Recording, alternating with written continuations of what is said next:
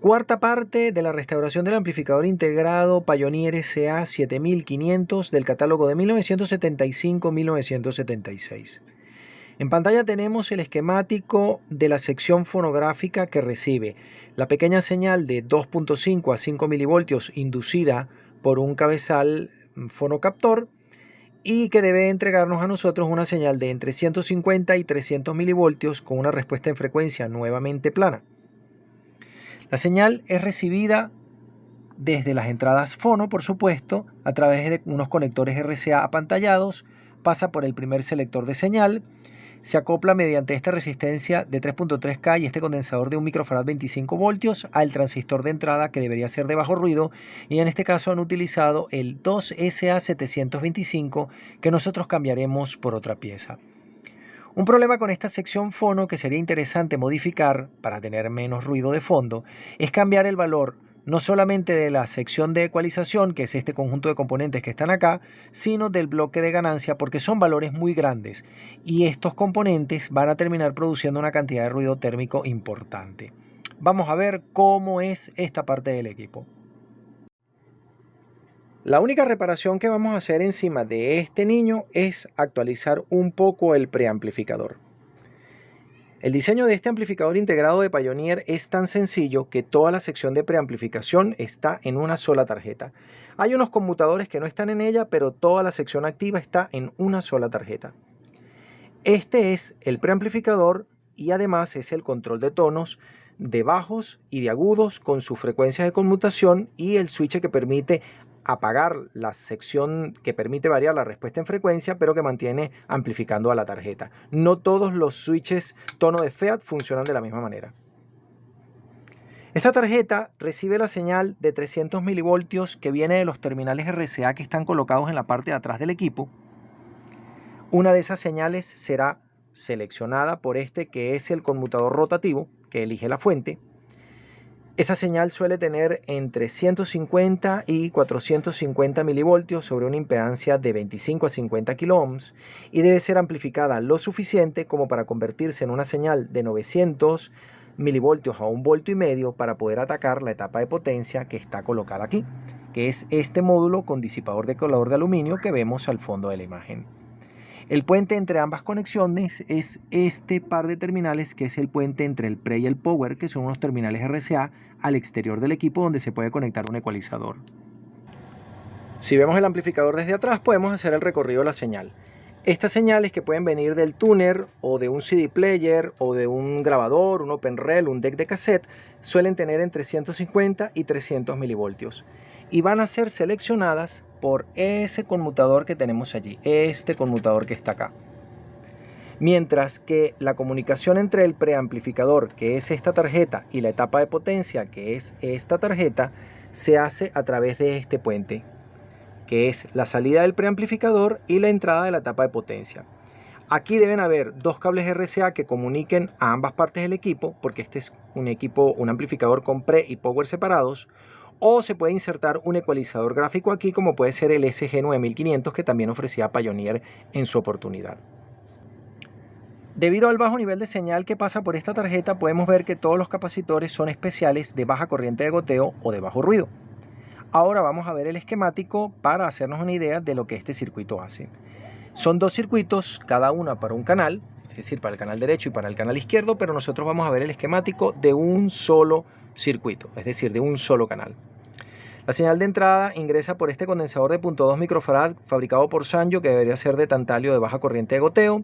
Es amplificado por esta etapa de dos transistores. Este transistor ha fallado y lo vamos a sustituir. Luego pasa por los dos potenciómetros de película de carbón, que son el de los bajos y el de los agudos, y están los tres conmutadores que están representados como conmutadores rotativos, pero los tres no son rotativos. Este es el que selecciona la frecuencia de corte de los bajos, este es el que selecciona la frecuencia de corte de los agudos y este es el que apaga o prende el paso de señal a través de la red de control de tonos. La señal de salida se amplifica con este transistor que, lamentándolo mucho, es un 2SC1312 que ya tiene fugas, que tiene ruido de fondo y que se está portando muy mal. Así que esta pieza ya la hemos cambiado y nos falta cambiar ahora este transistor de entrada que está malo. Los transistores 2SC1312 ya han sido sustituidos. Aquí vamos a ver uno, si la cámara lo permite, y espero que se pueda ver con la cámara el número de la pieza. Yo no sé si se puede ver. A ver, ahí está, 2SC1815. El transistor que recibe la señal de entrada es este niño, un 2SK30, un transistor de compuerta aislada, que también está fugando y que lo vamos a sustituir. Me preguntaron si se puede medir con multímetro si algún transistor está fugando corriente. Si los montas en un multímetro y te pones a hacer el test de ganancia en corriente, te va a dar que los transistores están buenos. Los transistores que forman el preamplificador de un amplificador o la etapa de paso de señal de un grabador o de un tuner o de un OpenRel, una cosa como esa, nunca se queman. El daño que ellos tienen, que obliga a sustituirlos por piezas nuevas, es distinto. Veamos. En la etapa de potencia de un amplificador como este, es probable que los transistores de salida mueran por exceso de calor o por una sobrecorriente. De hecho, es un pico de corriente lo que normalmente mata a un transistor de salida. Y cuando uno se daña, suele arrastrar a su complementario y así que hay que cambiarlos a los dos. Pero en un preamplificador nunca se daña un transistor así, básicamente porque trabajan fríos, no trabajan ni siquiera tibios, así que es imposible que terminen quemándose o deteriorándose por la temperatura. Lo que en realidad sucede es que el paso de los años va desmejorando el cristal hasta que éste empieza a fugar corriente. Hay quien preguntó que si con un multímetro se puede verificar el estado de un transistor y verificar que él está bien. Si nosotros lo montamos en un multímetro, como por ejemplo este, que es el que estoy utilizando porque los terminales para medir corriente sí funcionan, curiosamente eso está mejor hecho en este multímetro de $5 que en aquel multímetro de $60, nos va a dar ganancia. Siempre van a medir ganancia, aunque estén muertos, aunque el transistor esté realmente muy malo, va a medir una ganancia. En este caso estamos probando un transistor 2SC1815 y da una ganancia de 427 con una corriente de prueba de 500 microamperes de colector. Así que el transistor obviamente está bueno, pero si yo montara este transistor que quité de aquí, que está agotado, también iba a medir su ganancia completa. El problema es otro. Para verificar que un transistor esté malo, lo que debemos es probarlo amplificando señal sin señal de entrada y ver la salida con un osciloscopio. Si la señal de salida del osciloscopio es corriente continua, es cero todo el tiempo, entonces el transistor está bueno. Pero si conseguimos un poquito de señal, que es una perturbación en el voltaje de colector, es que el transistor está agotado. Esa prueba no hace falta hacerla, ni sacar el osciloscopio donde lo tengo guardado, por la sencilla y simple razón de que tú oyes cómo los parlantes suenan a pesar de que no hay sonido de entrada porque el transistor está agotado.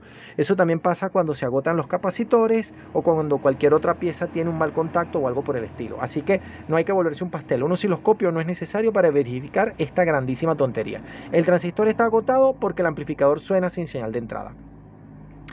Este transistor que está acá, este en el esquema, en un 2SC1312. Esos transistores son siempre una plaga y son los que se mueren primero.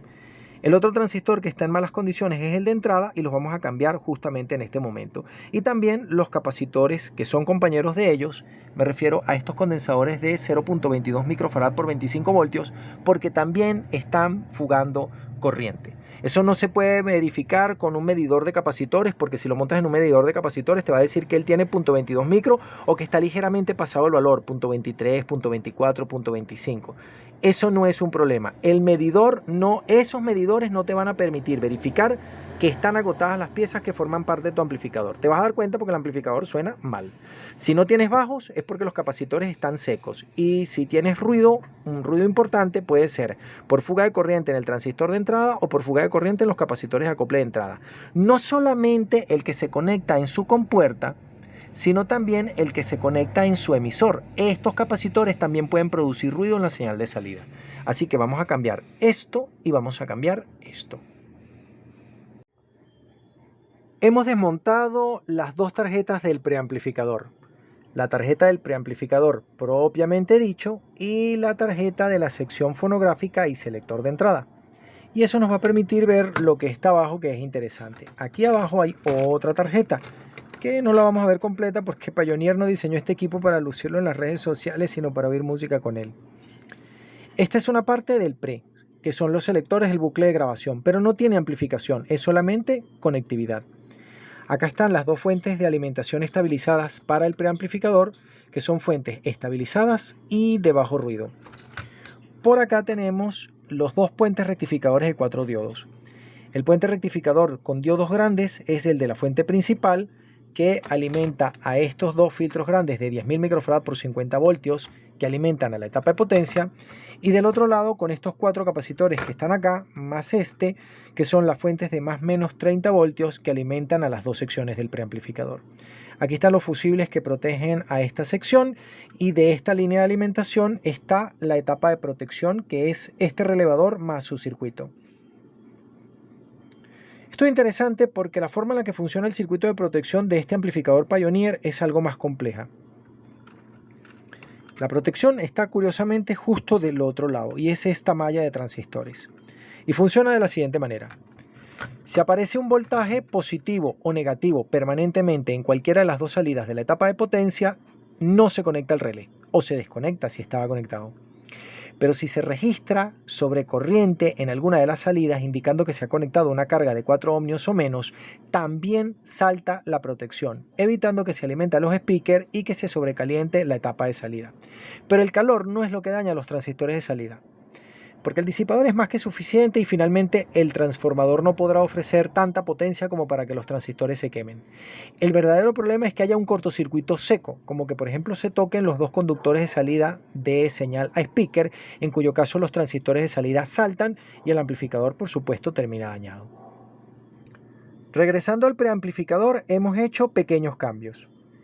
Hemos sustituido los transistores 2SC1312 que están a ambos lados de la tarjeta por 2SC1845 de mejor calidad, y hemos sustituido los transistores JFET de entrada por otros nuevos que también son de bajo ruido por sus características, pero sobre todo que eran los que se podían conseguir aquí, que por allí tengo el código anotado y más adelante se los apunto. En cualquier caso, es curioso que no tengan la compuerta en el medio, sino que tengan la compuerta de un lado, con lo cual los hemos tenido que conectar de esa manera tan particular.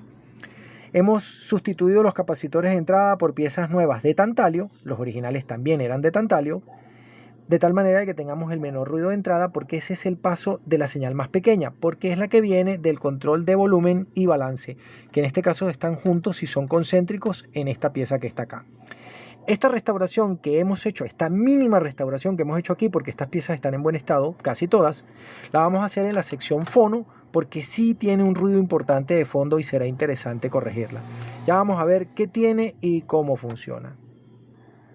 Yo comenté en un video anterior que el amplificador Pioneer SA8100 del catálogo de 1972 era compatible o comparable con este amplificador Pioneer SA7500 del catálogo de 1975. Bueno, eso es cierto en cuanto a la categoría del equipo y a la potencia y alguno que otro detalle, pero en realidad el 8100 es un amplificador más sofisticado. Veamos. La sección fono de este amplificador Pioneer 7500 son 2 etapas de 3 transistores. La señal de entrada ingresa por ese capacitor de tantalio azul fabricado por Sanyo. Hay un transistor de bajo ruido de entrada que es este marcado con un punto azul, y hay algunas resistencias que son de película metálica. Vamos a ver si yo se las puedo enfocar mejor. Como esta que tiene una banda azul de 680 kiloohmios. La pueden distinguir de las resistencias normales porque solamente tienen la banda dorada de la tolerancia. Pero cuando tienen una banda azul adicional, significa que son resistencias de película metálica al 5% de tolerancia, es decir, que son de bajo ruido. Pioneer ha utilizado más de una de estas piezas especiales para hacer la sección de entrada, y nosotros trataremos de mantener la calidad haciendo la pequeña restauración, que consiste en cambiar 3 piezas. El transistor de entrada, el capacitor de acople y modificar un poco el circuito para que se adapte a las cápsulas que hay hoy en día. Vamos a ver este pequeño detalle porque tiene su complicación. Esta sección fono tiene que ser compatible con los cartuchos y agujas disponibles. Entonces les pongo 2 ejemplos que son las que tengo. Esta es una concha National Panasonic 205 que viene con su, vamos a ver si no lo golpeo y lo echo a perder, con su cartucho original National Panasonic 205-8. Este cartucho, si lo medimos con un multímetro, tiene una resistencia de bobina de unos 200 ohmios. 200, creo que 300 ohmios. Tiene una impedancia característica de salida que es un concepto distinto de 10 kiloohmios. y debería ser cargado idealmente con una sección fono que presente una impedancia de entrada de 50 kΩ. Con la capacitancia correcta debido al cable del plato tocadiscos y a la capacitancia de entrada de la propia sección fono, deberían cargar correctamente la inductancia de las bobinas que inducen el voltaje que están allí adentro del cartucho, como para tener un pequeño dump, una pequeña ganancia de voltaje de 1 o 2 decibeles al final de la banda, a los 23, 24, 25 kHz. Pero si montamos un cartucho nuevo, la cosa cambia. Este es un cartucho nuevo. Es un cartucho que conocemos hace mucho tiempo, que se sigue fabricando, pero es nuevo. Es un Shure M70EJ con su cápsula Shure N70EJ elíptica, que la recomiendo, suena interesante. Habrán otras cosas mejores, pero como yo no las conozco, no las voy a nombrar. Estas cápsulas nuevas están diseñadas para inducir más voltaje. La resistencia medida con un tester va a ir de 400 a 600 ohmios. La impedancia característica es de 20 kΩ. Pero la impedancia con la que se tiene que cargar, es decir, la impedancia de entrada que tiene que tener la sección fono, debería ser de 80 a 120 kΩ. Y la capacitancia de entrada debe ser más pequeña para que al sintonizarse la mayor inductancia de este nuevo cartucho con la capacitancia del cable del plato tocadiscos y la de entrada de sección fono, logren nuevamente una sintonía sobre los 22, 23, 24, 25 kHz para que saquemos la mejor calidad de sonido del cartucho. Y eso es muy importante en este caso en particular porque esta es una aguja elíptica y si hemos gastado el dinero adicional para comprar una aguja elíptica, queremos la calidad adicional que ella es capaz de dar, que es una mayor calidad de sonido, una mayor claridad de sonido entre los 8 y los 20 kHz. Y eso también depende mucho de las características de entrada de este circuito. Vamos a ver las dos cosas aparte. El cartucho induce una pequeña señal de entre 2.5 y hoy en día podrían ser hasta 8 milivoltios, porque tenemos muchos cartuchos de imán móvil de alta inducción. Él tiene una inductancia característica de salida de unos 400 a 800 mA. Un valor no es mejor que el otro, puede ser cualquiera de ellos si no hay problema. Ese cartucho está esperando que el amplificador tenga una impedancia de entrada formada por una resistencia en paralelo con un capacitor y lo que es realmente importante es que ese capacitor que está formado por la capacitancia parásita del cable de bajada entre el plato tocadiscos y esta entrada y la capacitancia que tenga la entrada del circuito hagan que esa bobina y ese capacitor entren en resonancia a una frecuencia mayor a 20 kHz para que la respuesta en frecuencia se extienda al final de la banda. Es un poco más complicado, lo veremos después. El que quiera algún detalle de este asunto lo puede ver en una entrada de mi blog Santiago de León Audio que se llama Restauración del amplificador integrado Yamaha CA710, donde yo hago esta modificación y se ve cómo era la respuesta en frecuencia original según el modelo y los valores medidos con un capacímetro y un inductímetro y los valores nuevos corregidos cuando se cambia el valor de los componentes para que esta parte del circuito cargue al cartucho fonográfico con los valores apropiados para extender la respuesta en frecuencia al menos más allá de los 19 kHz. Hasta aquí la cuarta parte de la restauración de este amplificador. Nos vemos en la quinta parte.